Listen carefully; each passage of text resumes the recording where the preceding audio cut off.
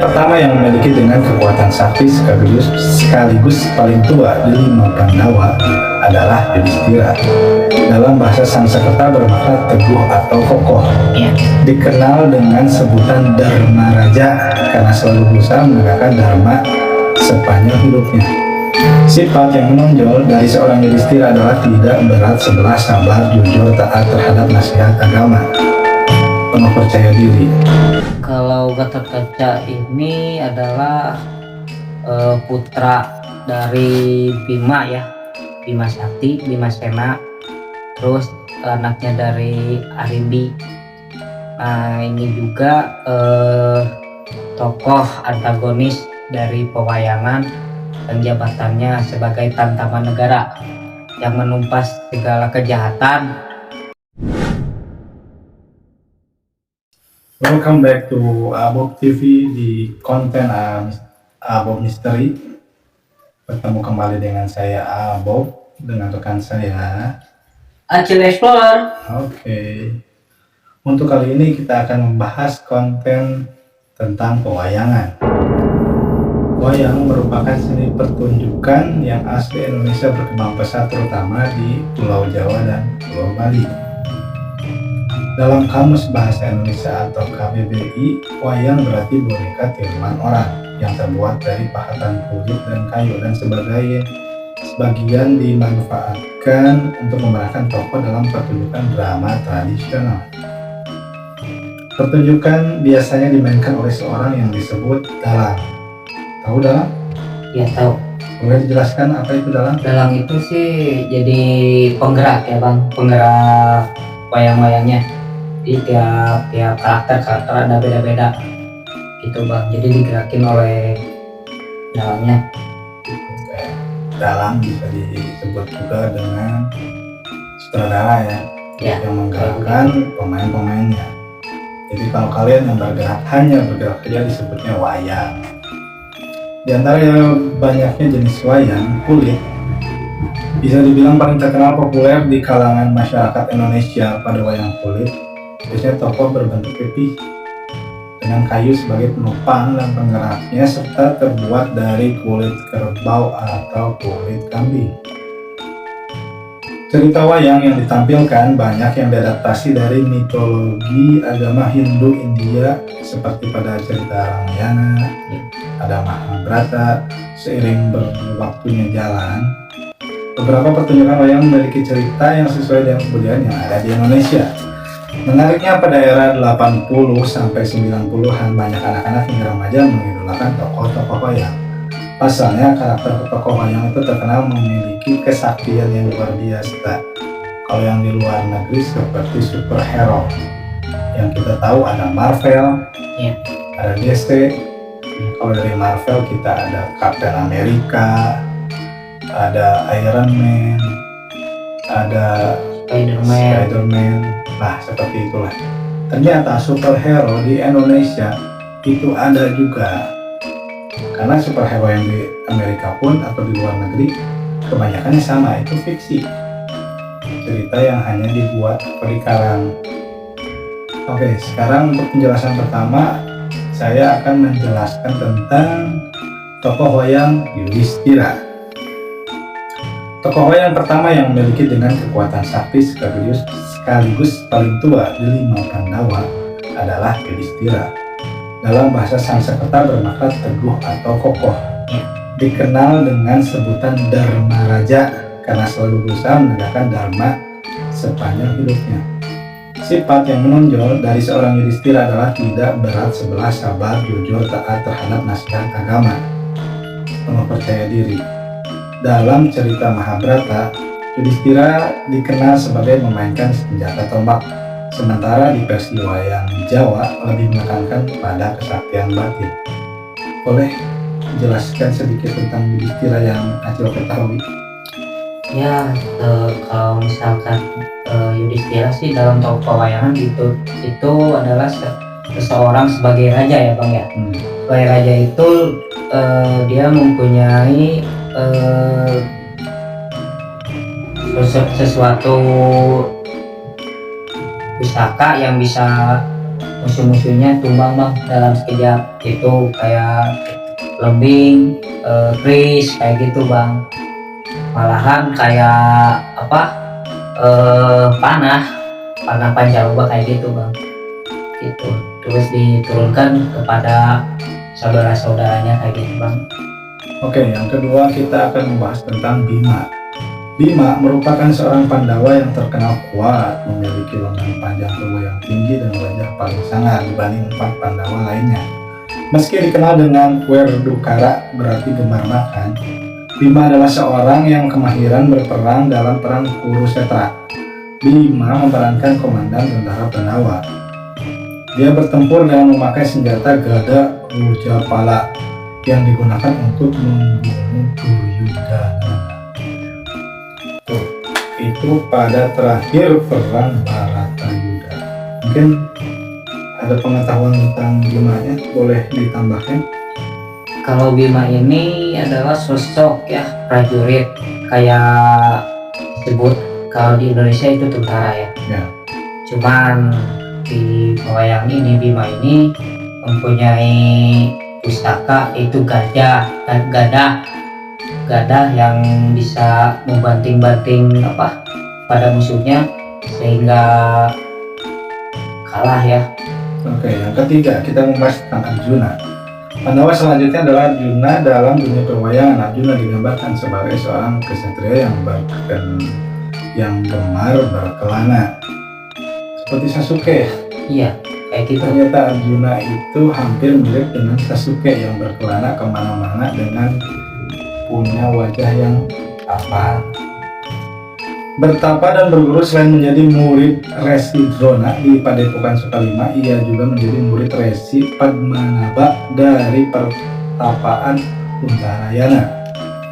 Arjuna adalah petarung tanpa tanding di medan laga. Ia memiliki keahlian memanah. Senjata panahnya yang paling terkenal adalah Arda Dedali yang memiliki kemampuan mendeteksi gen sehingga panahnya tidak akan melebihi orang dalam garis keturunan Arjuna. Boleh diceritakan sedikit tentang Arjuna? Kalau Arjuna ini adalah adik dari Bima ya. Bima juga adik dari Yudhistira juga bang. Kalau Arjuna ini mempunyai suatu keris pusaka, yaitu panah pancaroba bang, diberi oleh kakaknya itu Yudhistira. Nah, Arjuna ini masih tergolong prajurit lah bang, tapi bisa lama-lama pasti dinobatkan sebagai raja juga bang. Itu jadi ke pas Heran ini Arjuna masih terpaku pada Dona gitu bang. Ya. Nah, masih bisa ke sebutnya apa sih bang, kalau misalkan ini terpedaya apa amarah atau itu masih terpengaruh ucapan-ucapan hal-hal yang salah, yang bodoh, Kehasut ya. kehasut. Nah, yang keempat ada Nakula dan Sadewa. Si kembar Nakula dan Sadewa memiliki kemampuan istimewa dalam merawat kuda dan sapi. Nakula digambarkan sebagai orang yang sangat penghibur hati. Dia juga teliti dalam menjalankan tugasnya, selalu mengawasi sahabat jahil kakaknya Bima. Nakula juga memiliki kemahiran dalam memainkan senjata pedang. Nakula adalah titisan Batara Aswin, dewa tabib. Dia bijak menunggang kuda dan bijak menggunakan senjata panah dan lembing. Nakula tidak akan bisa lupa tentang segala hal yang dikenal. Dia mempunyai Aji Pranawa Jati, pemberian Ditya Sapu Jagat, Senapati negara Mretani. Sementara Sadewa merupakan seorang mahir perbintangan yang ulung, mampu meramalkan perihal berlakunya yang akan datang. Mereka merupakan Pandawa muda yang dianggap sebagai paling bijaksana dibanding 4 Pandawa lainnya. Nakula Sadewa itu kalau misalnya di anime itu biasanya Tachibana bersaudara. Iya. Ya, Dia dari kembar. di Tsubasa Zora ya. Dari Tsubasa Zora. Dikarenakan dia main bolanya mirip seperti Nakula dan Sadewa. Oke, yang kelima kita akan menjelaskan tentang Kresna. Kresna yang merupakan titisan Batara Wisnu dipercaya sebagai sosok penjaga ketertiban dunia. Dia memiliki beberapa kekuatan para dewa. Salah satunya yang paling terkenal adalah kemampuan Triwikrama yang akan dijadikan sebagai sosok raksasa besar berhala sewu yang memiliki 1000 kepala, banyak tangan dan menggenggam panjang senjata ketika dirinya tengah marah. Sebagai titisan Batara Wisnu, Kresna juga memiliki senjata Cakra Baskara yang membentuk anak panah dengan ujung berbentuk roda bergigi. Bukan itu saja, Kresna diceritakan juga memiliki pusaka Cangkok Wijaya Kusuma yang dapat menghidupkan kembali orang yang telah meninggal.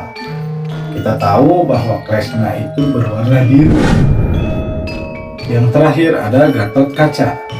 Gatot Kaca adalah seorang tokoh dalam Wiracarita Mahabharata, putra Bimasena dari keluarga Pandawa. Di Indonesia, Gatot Kaca menjadi tokoh pewayangan yang sangat populer. Kesaktiannya dikisahkan luar biasa, antara lain mampu terbang di angkasa tanpa menggunakan sayap, serta terkenal dengan julukan otot kawat tulang besi. Boleh diceritakan sedikit tentang Gatot Kaca? Kalau Gatot Kaca ini adalah putra dari Bima ya, Bima Sakti, Bimasena, terus anaknya dari Aribi. Nah, ini juga tokoh antagonis dari pewayangan dan jabatannya sebagai Tantama Negara yang menumpas segala kejahatan. Gatot Kaca itu saking terkenalnya di Indonesia dan ini sempat jadi ikon juga di Mobile Legend. Mobile Legend atau AoP? Mobile Legend ada. Mobile Legend juga ada ya? Ada. Di Mobile Legend itu ada ikonik Gatot Kaca. Jadi saking terkenalnya Gatot Kaca itu sampai diambil ikoniknya yang dari Indonesia seperti itu. Itulah ke-6 karakter tokoh wayang yang terkenal sakti bak superhero. Sebagai generasi muda yang ingin melestarikan kebudayaan dan kesenian tradisional, Indonesia sudah sepatutnya mengenali tokoh-tokoh wayang bersifat positif. Terlebih lagi sejak tanggal 7 November 2003, wayang kulit ditetapkan sebagai masterpiece of oral and intangible heritage of humanity, atau karya kebudayaan mengagumkan di bidang cerita narasi oleh UNESCO. Hebatnya lagi, UNESCO juga mengakui bahwa pertunjukan wayang kulit sebagai seni mendongeng kuno di Indonesia telah berkembang selama 10 abad. Untuk mendukung pelestarian budaya tradisional sekaligus langkah mempopulerkan kembali wayang kulit belum lama ini, Tolak Linu menghadirkan kegiatan panggung wayang kulit Tolak Linu lah. Ini malah iklan. Tolak Linu mah iklan. Gak apa-apa lah. Semoga aja Tolak Linu mau mensponsori kita, karena kita mau mengenalkan budaya wayang kulit. Dan nanti kedepannya kita akan menyajikan tentang wayang golek Ya. Dan diantaranya mungkin sedikit kisi-kisi mengenai dalangnya, kebudayaan yang ada di Pulau Jawa Barat, dan semua kita bisa lestarikan di konten agar anak muda menggemari lagi wayang kulit. Mungkin ada tambahan lagi? Ya, kalau yang tadi Bang, maaf ya, yang tadi yang bernama Gatot Kaca itu putranya Bima sama Ratu Arimbi ya, dan dia juga mempunyai kesaktian dari kuku Pancanaka, terus Panjaruba juga ada, sama Braja Musti Bang, Braja Musti Kalapana Gantawesesa. Nah, itu kesaktiannya luar biasa, jadi bisa dibilang melebihi ayahnya sendiri yaitu Bima. Itu Bang. Terima kasih. Bagus lagi penjelasan dari Acil juga tentang pengetahuan dan wawasan wayang kulit, Pandawa 5 dan kisah Mahabharata, dan serta semua yang tentang kebudayaan yang ada di Indonesia. Ini khusus untuk anak muda, mungkin harus lebih menggali lagi tentang kebudayaan. Sama, kita juga masih belajar ya. Iya. Jadi belajarnya kita untuk melestarikan kebudayaan yang ada di Indonesia untuk tidak jadi punah. Iya. Dikarenakan kalau kita menyisipkan hanya untuk di pendidikan sekolah, itu kadang kan kalian malas baca ya. Iya. Tapi kalau misalnya dari konten seperti ini mungkin lebih menarik buat kalian. Makanya itu tetap dukung terus Abub TV di kontennya Abub Misteri. Jangan lupa jangan lupa apa? Subscribe, like, komen, dan tombol loncengnya ya. Di bawah ini. Oke. Terima kasih banyak telah menyimak dari awal sampai akhir. Kalau ada pertanyaan boleh langsung di komen saja di bawah. Kalau misalnya ada kekurangan atau kelebihannya mungkin bisa dimaafkan. Kalau ada yang mau nambahin atau segala rupanya boleh tinggal di komen aja. Saya tutup aja kontennya kali ini. Assalamualaikum warahmatullahi wabarakatuh. Waalaikumsalam warahmatullahi wabarakatuh.